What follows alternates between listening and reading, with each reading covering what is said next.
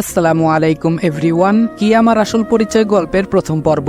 তো চলো বেশি কথা না বলে গল্প শুরু করা যাক। আমার ছোট বোন চিৎকার করে বলছে আমি নাকি তাকে ধর্ষণ করতে চেয়েছি, আমি নাকি খারাপ আচরণ করেছি তার সাথে, তার প্রমাণ নাকি আমার মামনি। সে সময় মতো না গেলে নাকি আমি তার অনেক বড় ক্ষতি করে ফেলতাম। আমার আম্মু তা খুব সহজে বিশ্বাস করে নিল। কথাগুলো শুনে মনে হচ্ছিল আমি এখনো বেঁচে আছি কেন। যখনই কিছু বলতে যাব তার আগেই পায়ের জুতা খুলে আমাকে মারতে শুরু করে দিল আমার আম্মু। আমি অসহায়ের মতো দাঁড়িয়ে মার খাচ্ছি আর কান্না ভেজা চোখে ছোট বোনের দিকে তাকিয়ে আছি।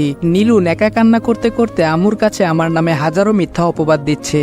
নীলু বলল এর আগেও অনেকবার ভাইয়া আমার শরীরে হাত দিয়েছে আর প্রতিদিন আমাকে একা পেলে খারাপ খারাপ কথা বলতো। আমি কাউকে কিছু বলিনি কারণ কেউ আমার কথা বিশ্বাস করবে না। আজকে তো আমাকে ধর্ষণ করতে চেয়েছিল, আমার জামা কাপড় সব ছিঁড়ে ফেলেছে।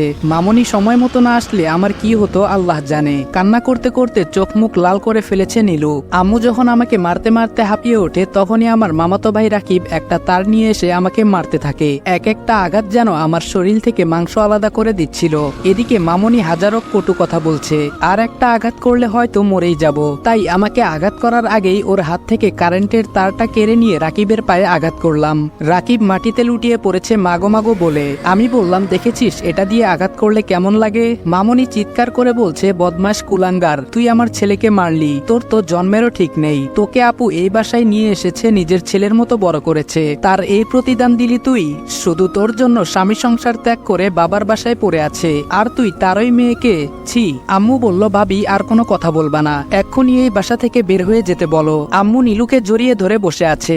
মামনির বলা শেষ কথাগুলো বুক ছিঁড়ে কলিজায় গিয়ে লাগলো। চিৎকার করে বললাম মুখ সামনে কথা বলবেন মামনি। আম্মু আবারও বলল রাকিব এখনই আমার চোখের সামনে থেকে চলে যেতে বল, না হলে আমি নিজেকে শেষ করে ফেলবো। আমি বললাম আম্মু তোমরা সবাই কি বলছো, আর নীলুই বা কি বলছে, আমার মাথায় কিছুই ঢুকছে না। বিশ্বাস করো আম্মু আমি নীলুকে কিছু করিনি। আমি জানি না নীলু আমার নামে কেন এত বড় অপবাদ দিল।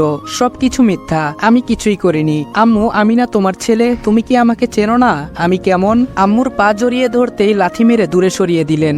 আম্মু বলল চুপ কর, আর একটা কথাও তুই বলবি না। তুই আমার ছেলে না, পর কখনো আপন হয় না, সেটা আজকে তুই নিজেই প্রমাণ করে দিলি। ভাগ্যিস তোকে আমি জন্ম দেইনি, তুই আমার ছেলে হলে এতক্ষণে তোকে জানে মেরে ফেলতাম। আমি বললাম আমি তোমার সন্তান, এটা কখনো মিথ্যা হতে পারে না, প্রয়োজনে আমাকে মেরে ফেলো, তবুও এরকম কথা বলো না। আম্মু বলল তোকে শুধুমাত্র ছেলের পরিচয় দিয়ে বড় করেছি, আর কিছুই না। এখন ভালো হবে তুই আমার চোখের সামনে থেকে চলে যা। আমি বললাম কোথায় যাব, তুমি ছাড়া আমার আর কে আছে বলো। নীলু তুই বল না সবকিছু মিথ্যে, আমি তোর সাথে কোনো খারাপ আচরণ করিনি। রাকিব বলল আমি বুঝতে পারছি না ফুপু, তুমি এখনো এই বদমাসটার সাথে কেন কথা বলছো। আজকে যা কিছু করলো তা যদি বাহিরে জানাজানি হয় তাহলে এই পরিবারের লোক বেঁচে থেকে কি করবে। নীলু বলল এই কুকুরের বাচ্চা বের হয়ে যা, না হলে আমি তোকে জুতা পেটা করব। আমি মনে মনে ভাবছি যে বোনটা আমাকে নিজের থেকে বেশি ভালোবাসতো সে আজকে আমার নামে এত বড় একটা অপবাদ দিল। কেন এমন করছে সেটা তো আমি জানি না, তবে এর পেছনে কে আছে সেটা খুব ভালো করেই বুঝতে পারছি।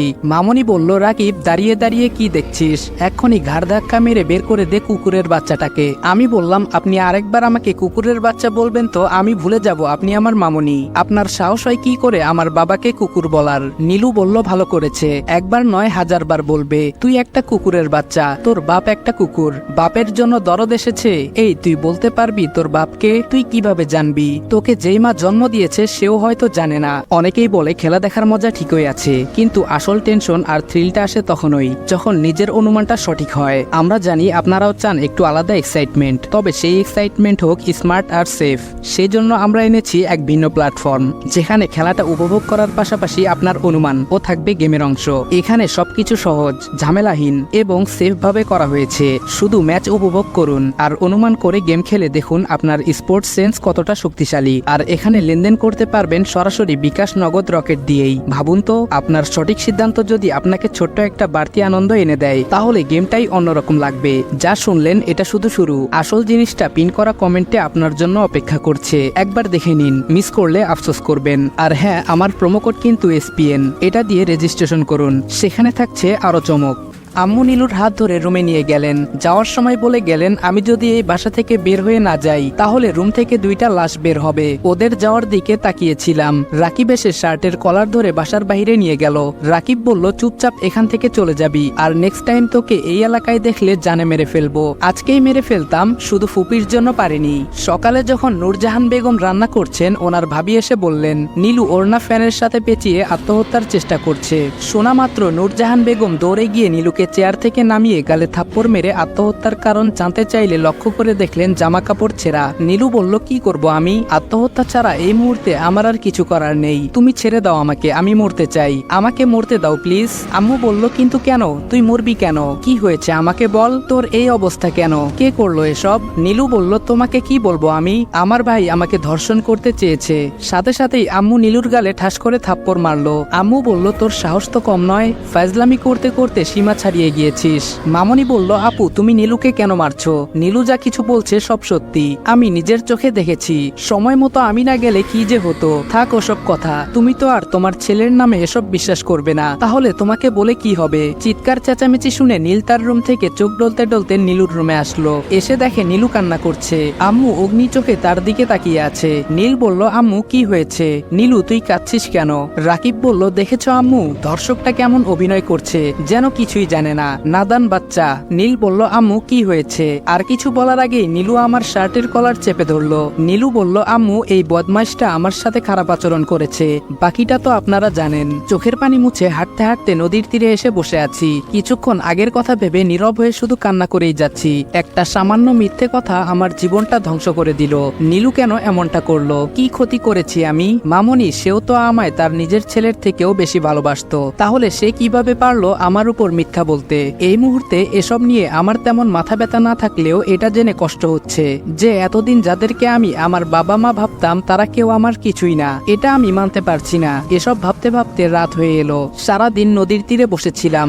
বাসার দিকে হাঁটা শুরু করলাম। আমি জানি আমার আম্মু আমাকে অসম্ভব ভালোবাসে। আমার আম্মুর জান আমি। পৃথিবীর সবকিছু একদিকে আর আমি একদিকে। ছোটবেলায় যখন বলতাম, আম্মু আব্বু কোথায় থাকেন, বাসায় আসে না কেন আম্মু? আম্মু বলতো, বাবাই তোমার আব্বু বিদেশে আছেন, সময় হলে এমনিতেই চলে আসবেন। তখন আমি বলতাম, আচ্ছা আম্মু, আব্বু কি তোমার সাথে কথা বলে? আব্বু দেখতে কেমন? তখন আম্মু বলতো, নীল বেশি বকবক করো না, চুপচাপ থাকতে পারো না? তোমার আব্বু যখন আসবে তখন দেখে নিও তোমার আব্বু দেখতে কেমন। তখন আমি বলতাম, ঠিক আছে, আসলেই দেখবো। 1 বছর পর হঠাৎ করে আম্মু বললেন, আমার আব্বু নাকি রোড অ্যাক্সিডেন্টে মারা গিয়েছেন। বাবার সম্পর্কে এতটুকুই জানি, এর চেয়ে বেশি আমার জানা নেই। বাসার মেন দরজা খোলা দেখে ডাইরেক্ট বাসায় ঢুকে আমার রুমে চলে গেলাম।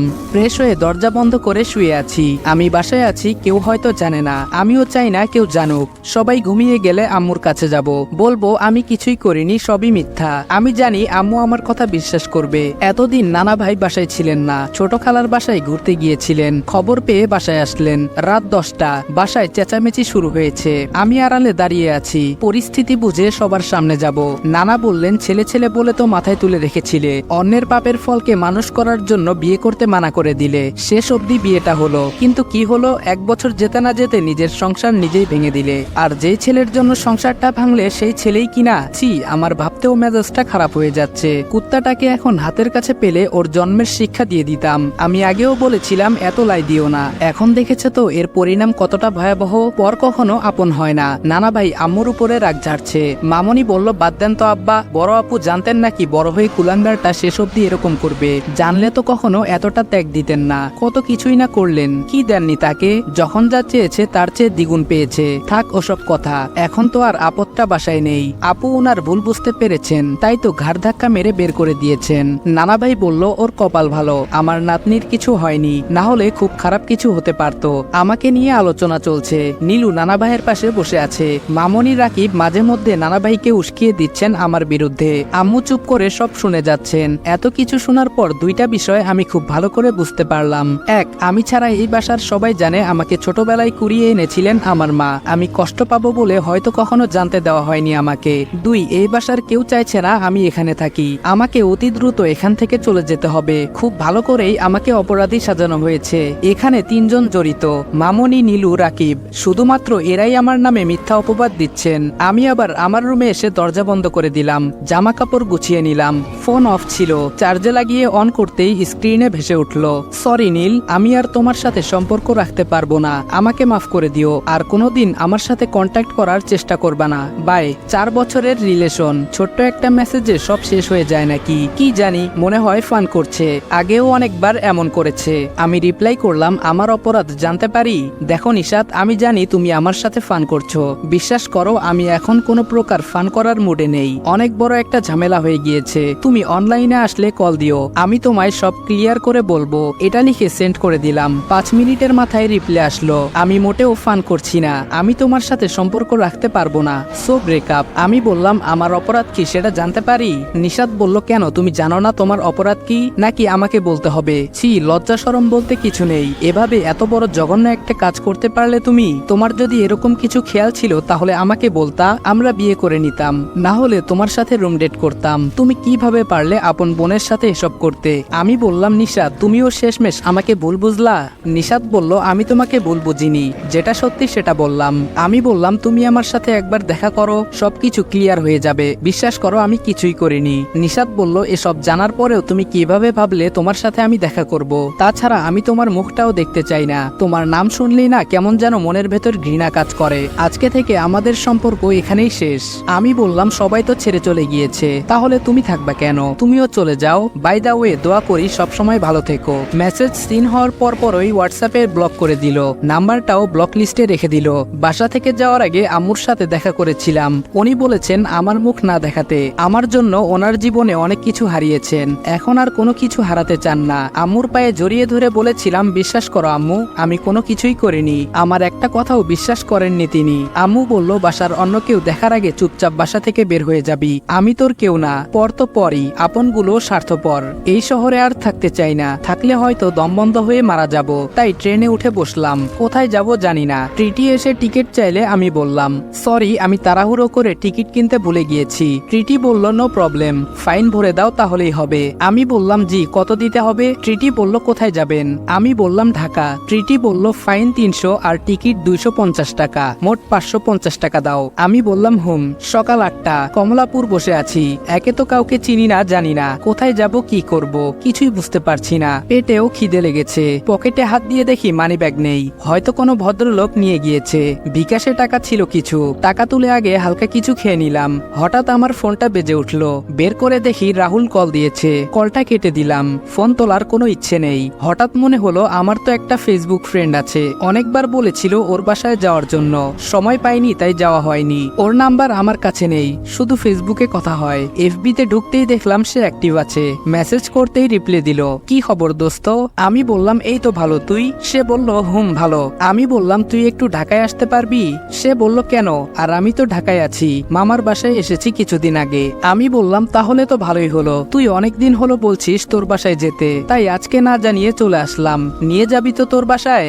রিফাত বলল, কি বলছিস দোস্ত, তুই ফান করছিস না তো?